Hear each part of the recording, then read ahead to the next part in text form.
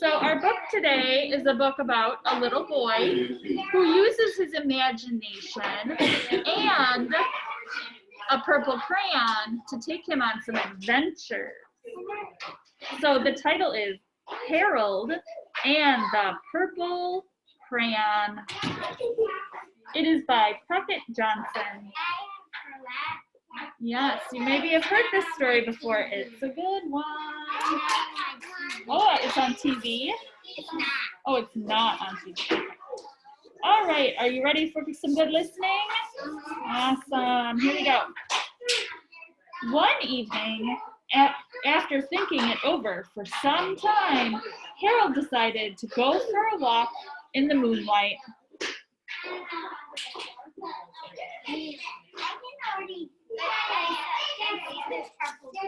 Yes. There wasn't any moon, and Harold needed a moon for a walk in the moonlight. And he needed something to walk on. So he's drawing himself a moon and maybe a sidewalk. He made a long, straight path so he wouldn't get lost. And he set off on his walk, taking his big purple crayon with him.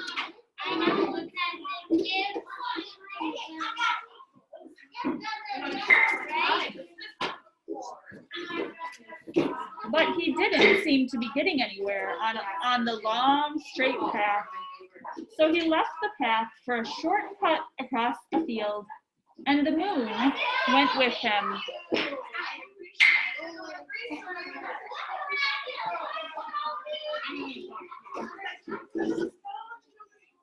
The shortcut led right to where Harold thought a forest ought to be.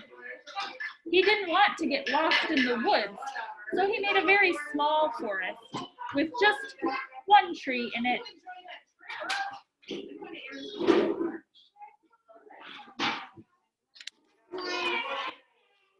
It turned out to be an apple tree.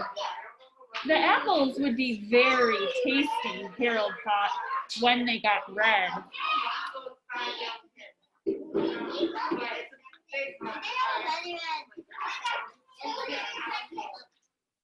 So he put a frightening dragon under the tree to guard the apples. It was a terribly frightening dragon.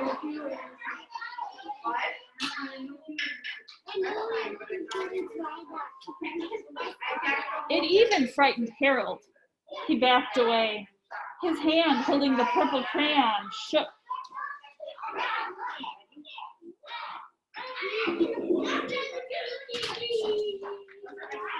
Suddenly, he realized what was happening. But by then, Harold was over his head in an ocean. So the squiggly line turned into a ocean. He came up, thinking fast, and in no time he was climbing aboard a trim little boat. Because he's little. A boat. He's little. Yeah. He quickly set sail, and the moon sailed along with him.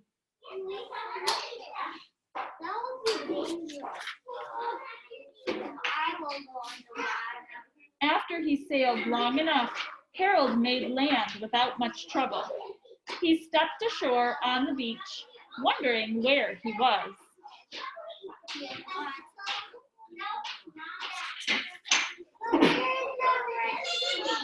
The sandy beach reminded Harold of picnics. Then the thought of picnics made him hungry. So he laid out a nice, simple picnic lunch. For some animals, you think? There was nothing but pie. But there were all 9 kinds of pie that Harold liked best. That's a lot of pie. That is a lot of pie. When Harold finished his picnic, there was quite a lot left. He hated to see so much delicious pie go to waste. He's wasting the pie. So Harold left a hungry moose and a deserving porcupine to finish it up. And off he went, looking for a hill to climb to see where he was.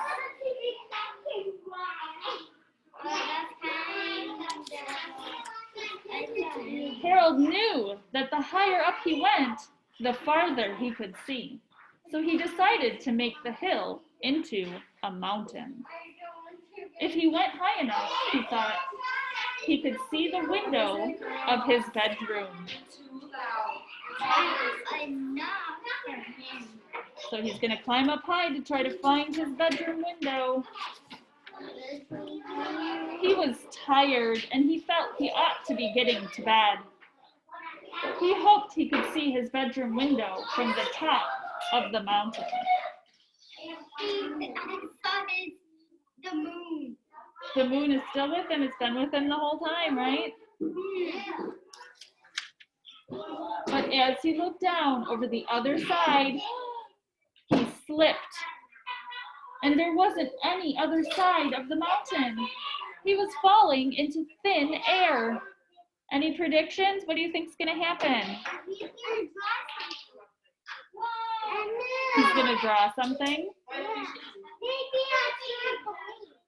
A trampoline, maybe? A pillow?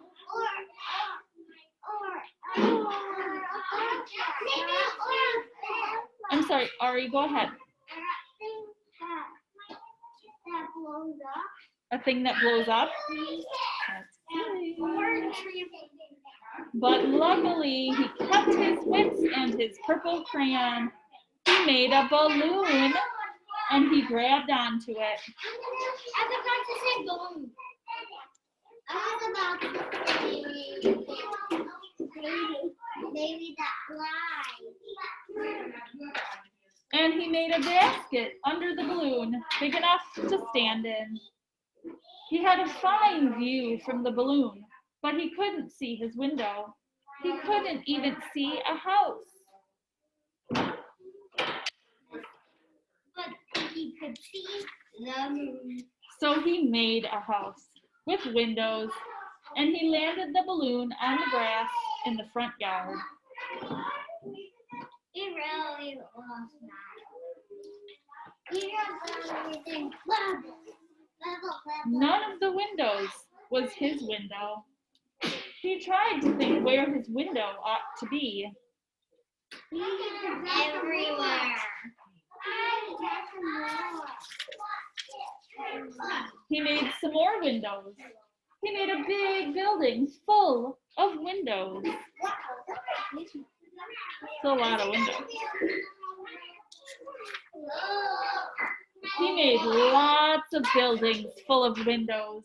He made a whole city full of windows. Whoa. But none of the windows was his window. He couldn't think where it might be.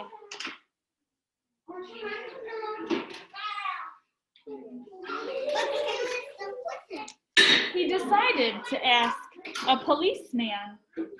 The policeman pointed the way Harold was going anyway, but Harold thanked him.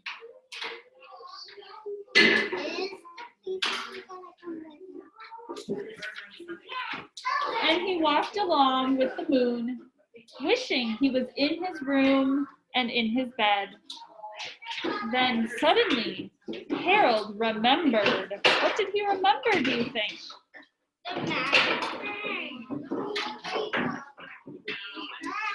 Let's find out. He remembered where his bedroom window was when there was a moon. It was always right around the moon.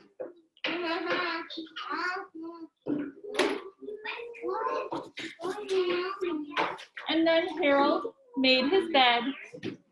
He got in it and he drew up the covers. And he used his imagination.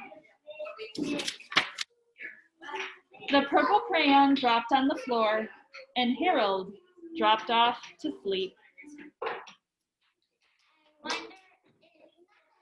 No, I don't think it broke.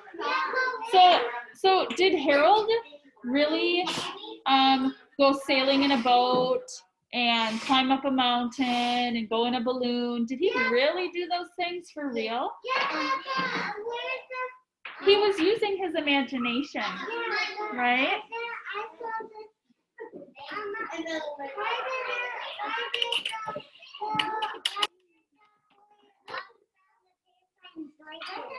He drew the dragon to protect the apples in the apple tree, remember? So those things that happened in the story were him using his imagination, right? Yeah. So you guys get to use your imagination today and a purple crayon and take yourself on an adventure as well. Okay? But before we move on to that, we are going to talk about our new letter of the week. Any guesses what it might be? What do you think the letter is?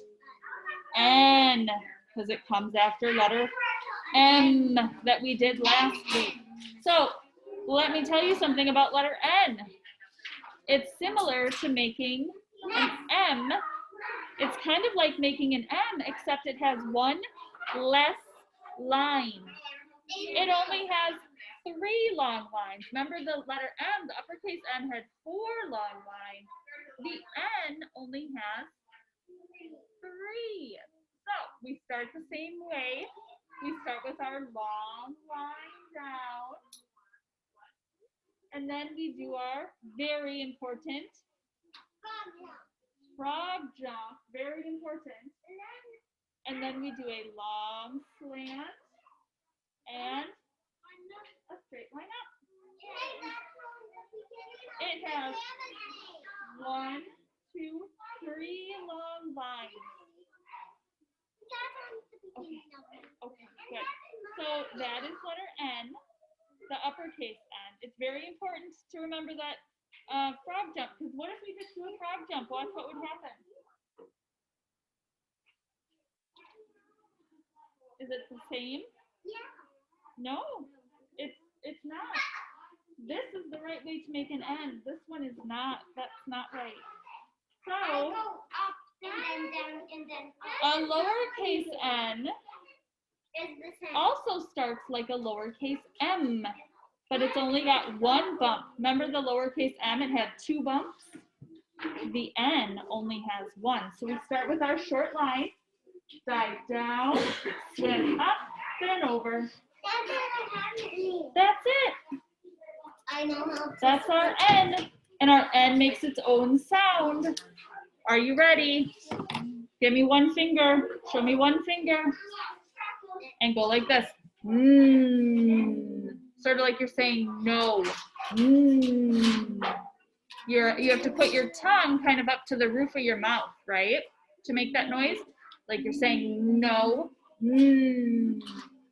That's the letter N. Cool, right? All right, good work, everybody.